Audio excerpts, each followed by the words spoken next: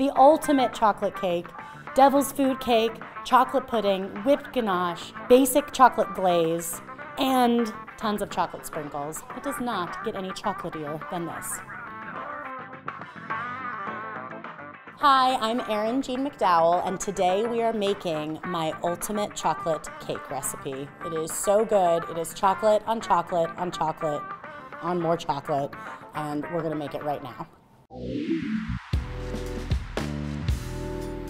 To get started with this cake, I like to start by putting some boiling water over the cocoa powder. This is something you see in a lot of cake recipes, and it's because warming up the cocoa powder sort of brings out that chocolatey flavor even more so. Cake batters don't ever like when you put two extreme temperatures together. That's why it's so important to use room temperature butter, room temperature eggs, all that kind of business. So I also, after I put in the boiling water, I also add some milk to it.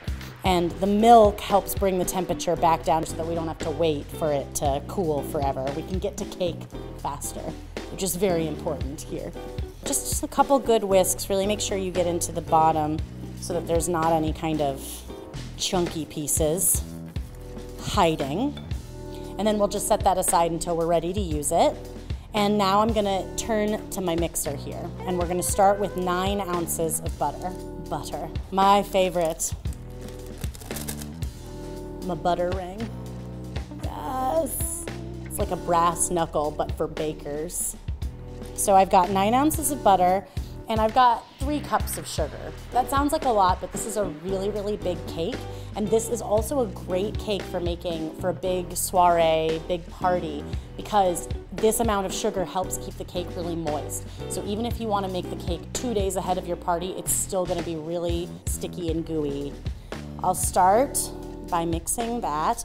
The butter is at room temperature, and we're just going to cream this. Doesn't just mean mix the butter and sugar to combine. It also is adding aeration to the batter. So it's really important that the color of this goes from sort of a pale yellow color to an almost white color. So I'm gonna go ahead and add my vanilla. You can skip vanilla in a chocolate cake recipe, but there are certain flavors that make chocolate taste even more chocolatey. So vanilla really does that, and coffee also does that. So sometimes I even suggest to people, instead of using boiling water for this first step, you can actually use a hot cup of coffee. So I'm gonna start adding the eggs one at a time. A lot of recipes say to do this, and people always ask me, why can't, if it only has 2 eggs, why can't I just add both eggs at the same time? You have to almost think of your cake batter as an emulsion. If you add too much of any ingredient at any given time, you're breaking the emulsion. So we like to just add 1 egg at a time, even if there's only 2, but especially in a recipe like this where there's 5 eggs. If I just dump these all in here, we're gonna probably break the cake batter. This cake recipe rises totally flat. One of the main ways that it won't rise evenly is if it isn't mixed evenly. And you can see that the batter looks relatively smooth and actually look a little bit like it did at the end of creaming, just a little bit softer. So now I'm going to start alternating additions of this cocoa mixture from before. I love me a pour spout. And my dry ingredients. My dry ingredients, I have all-purpose flour, salt, baking soda, and baking powder. And you know, if you just dumped this all into a mixer and mixed it up, it would probably still turn out pretty delicious. But if you take the time like this, the crumb structure of the finished cake is like a little bit smoother. And when you like put your fork in it, oh my gosh, I can't wait to eat this cake. You can also kind of do this last mixing by hand if you want, just to make sure you don't risk over mixing it. And there is our beautiful chocolate batter. Ooh. I would just eat this with a spoon if we didn't need to make the cake, but we'll proceed. I greased these with nonstick spray, and now I'm gonna put some cocoa powder in it. You can also use flour for this, but I really like to use cocoa powder for a cake that's this deeply chocolatey, because any remnants on the outside of the cake will look chocolate instead of looking like floury dust. So then you want to go around the sides, make sure that the whole thing gets pretty well coated. This is especially important on this cake because we're gonna do a naked style cake where there's very little frosting around the outside. So if there was any like little floury bits, we really wouldn't wanna see those. I'm going to use an ice cream scoop to help me divvy up the batter between them. You're just going to want to remember the number of scoops that you do. And I usually start by doing about 10 scoops in each one. Because we're doing a naked cake, we really want the layers to look even here. So can you just eyeball it and pour it into the pans? Absolutely, totally fine. But just one of the ways that we're gonna make it look a little bit nicer, kind of the pro tips. Okay. And then I like to just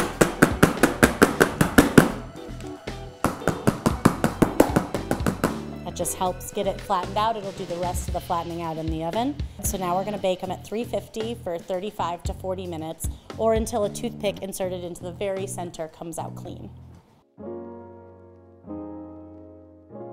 All right, so I told you this cake is chocolate on chocolate on chocolate on chocolate. The next chocolate element is a chocolate pudding filling. It starts with some milk and cream, because milk just isn't enough. We gotta add a little cream in there too. So I'm just putting it over a medium heat to sort of start to warm up this cream. And I'm gonna add both unsweetened and some bittersweet chocolate to it. The reason that I'm using a combination here is because the unsweetened really helps make this a really deeply chocolate without being overly sweet. You do want to make sure you kind of keep it constantly in motion in these early stages because chocolate does have a tendency to want to burn. So you don't want to let it sit at the bottom of the pot for too long. And we're just going to stir this until the chocolate melts completely. And then we'll move on to our next part of making the pudding. Puddings are thickened both with a little bit of egg and also with a little bit of cornstarch. Not every recipe, but this recipe is. When you use cornstarch, people have all sorts of ways of preventing the cornstarch from clumping. This is my way, and I think it's the easiest, though I'm biased. This is granulated sugar, and we add the cornstarch to the granulated sugar first. The granules of the sugar sort of break up the cornstarch and prevent it from clumping. It's a great tip, really helps. I'm also gonna add a pinch of salt, because salt with chocolate is always really good. Now, the last thing I'm gonna add to this until later are the egg yolks, but I don't wanna add those until I'm ready to go because sugar is hygroscopic. That means it sucks moisture out of things. So there's sort of an old wives' tale that if you put sugar on eggs, it cooks them. That isn't exactly true, but what it does is it sucks the moisture out of them, causing the egg yolk to dry out. It sort of looks coagulated. It looks like it's cooked. So we just don't want to add our egg yolks until we're pretty much ready to go with the next step of the recipe because we could end up with kind of some firm, chunky egg yolks. So I'm going to go back and give my milk a stir. My milk and cream and chocolate. Now that my chocolate milk cream mixture is hot, I'm gonna go ahead and add my egg yolks and whisk them into this mixture.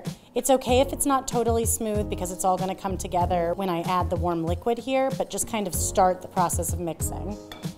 I'm gonna add about a third of this while whisking constantly. And you just wanna whisk really vigorously at first to make sure that all that egg breaks up. So I'm gonna put the rest of it back on the stovetop.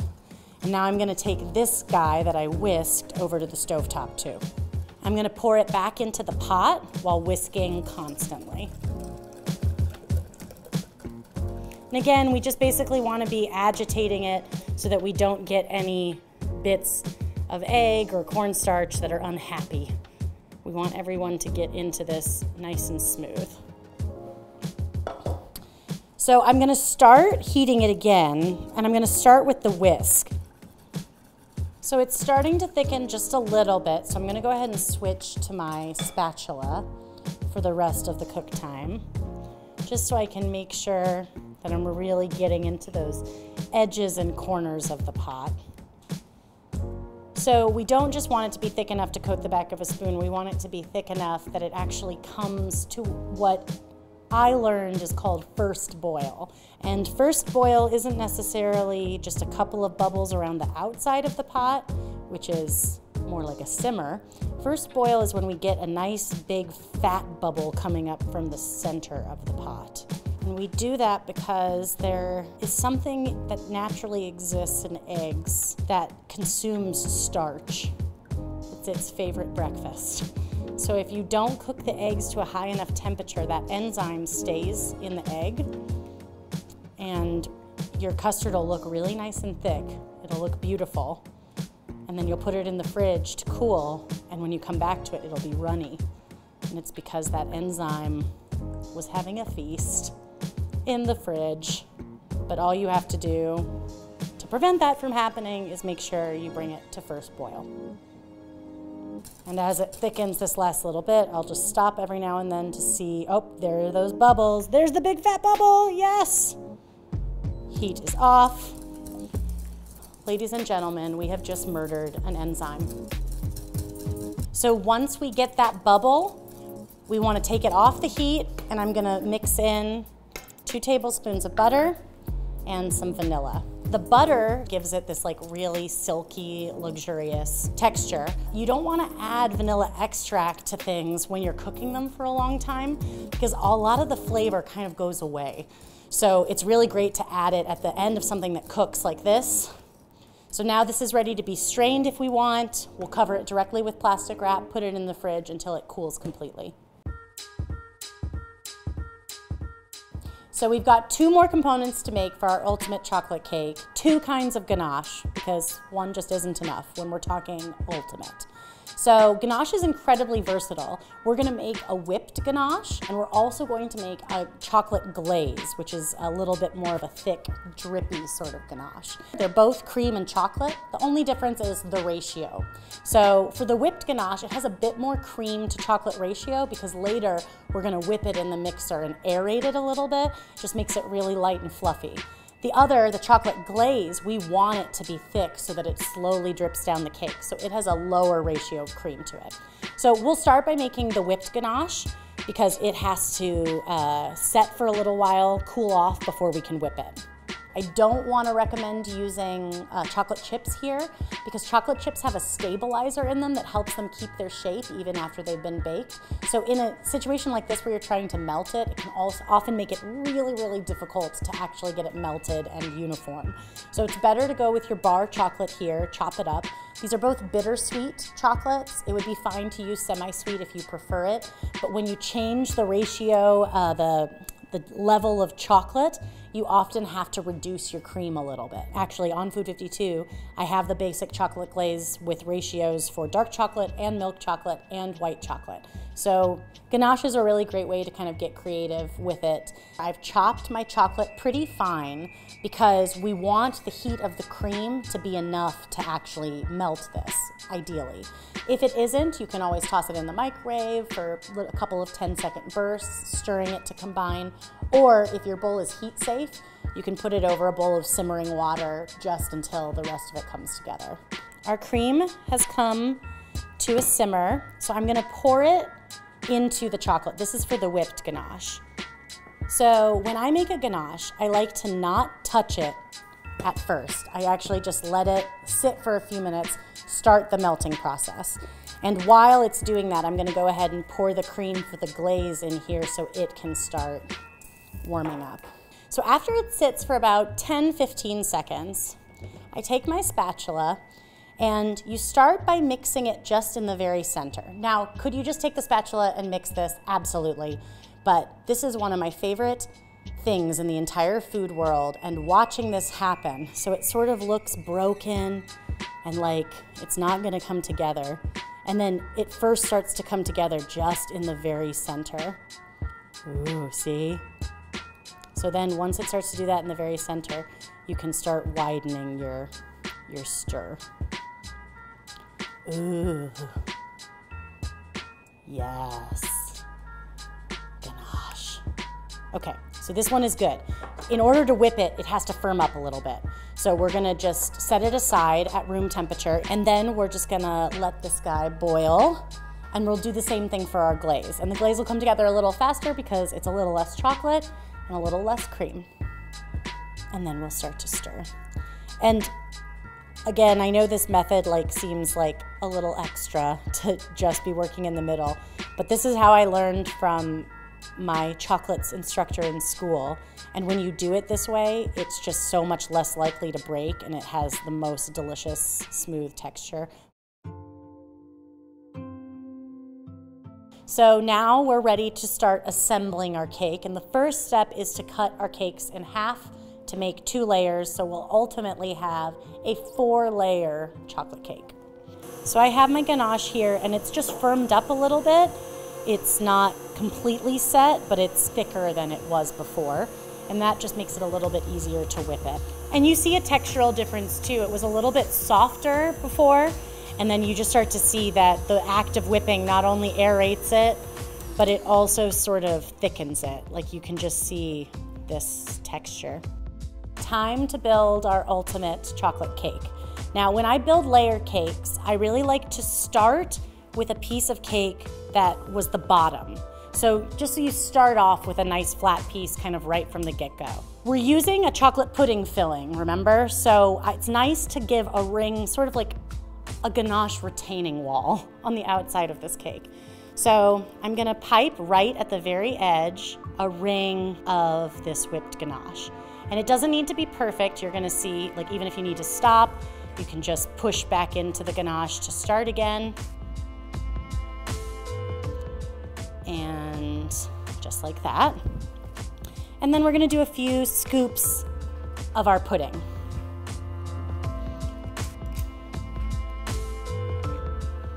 So I think I'll start with 4 scoops. So I like to use the ice cream scoop for the same reason we did with the cake batter. It helps you just make sure that you've got an even amount in all layers without having to mess with getting the scale out or anything like that. Oh my gosh, I'm having a moment with this pudding. You are so beautiful to me. You really are. And it's only gonna get better. One thing you don't wanna do that you would do on a regular cake is like really push it out towards the edges. This is a naked cake, so we want to leave the sides looking pretty nice and smooth. So we're just focusing on smoothing out that top and making it really even. So we'll put the next layer of cake on top.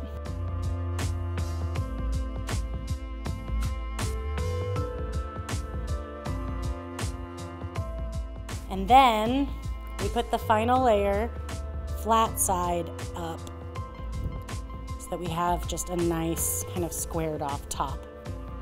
So now all we want to do is clean up some of these spots. We're going to do a thin outer layer of frosting, which is sometimes called a crumb coat. So I put the rest of my whipped ganache into a pastry bag or back into the pastry bag, and I'm just going to kind of go around the outside edge to fill in anywhere that doesn't have enough so that basically it's flat, flush with the cake all along that outside bit. And then we're just gonna take our spatula again and kind of go around to press it in. This is indicative of a naked cake. We're kind of giving it a crumb coat, which is a very thin coat of frosting where you can still see the cake layers through it. So many people want a little less frosting. I'm not one of those people, but this cake still has a lot going on. And then if you have any left, you can just sort of squeeze it on top of the cake and do one kind of final thin layer right on the top. And this top layer isn't really frosting, it's more just to smooth out that surface. And now we just need to refrigerate it for about 15 minutes because it makes it easier to get that nice drippy effect if the cake is cold. So our cake has been chilling for about 15-20 minutes. Having the cake really cold is the best way to get it from here to here. You're gonna wanna run your big spatula all the way around the cake, just to make sure that there isn't any frosting holding it down. And you kind of pick it up and you just slide your hand underneath to support it and put it on. And then by leaving this thing in, you can basically still move it. If you feel like it's not quite centered, you still have the ability to move it, and then you just pull that out. So our final step here is to add our drippy layer. And maybe I'm gonna throw in a few extra steps after the end too, just if you really wanna make it fancy. But adding the chocolate glaze is really the last big part, and we're adding a drippy glaze. So I did warm up our glaze a little bit so it's nice and fluid like this. It should fall off the spoon really easily like that. You just start with a pretty generous spoonful right towards the edge, and then remember that your cake is chilled. It is going to start to set pretty quickly. So you want to put it towards the edge, and then you want to use the edge of the spoon to sort of nudge that drip over. And in general, the drips look good when there's a nice variety of lengths and sizes of drip. And the warmer the glaze is, the more runny it will be. So once you're done, you can spoon as much of the glaze as you want on top and just sort of spread it out. And the cake is cold, so it's gonna kind of firm up. You can do a little bit more of a swoopy effect if you want. Now, I had just a little bit of the extra whipped ganache. So just to add a little extra flair to this already ultimate chocolate cake, we can pipe some little decorative effects around the top. And this is completely up to you. If you're interested in adding a little more, you could also pipe around the bottom. The sky is the limit when you're working with cake. And then I have a couple different chocolate sprinkles here. And I'm just gonna kind of, hoo-hoo-hoo. This is the fun part. I mean, the whole thing is the fun part, but this is really the fun part because we're really close to eating it. I've got some dark chocolate sprinkles and some milk chocolate sprinkles, because again, we're chocolate. And because I created this cake to celebrate Food 52's 10th birthday, I think I'm also gonna add some gold sprinkles too, just for a little more flair. Wow, it's really beautiful. And most importantly, it's gonna be crazy delicious. I cannot wait to eat this cake. And I just love all the chocolate elements put together, and I can't wait to see some of you making this crazy delicious chocolate cake.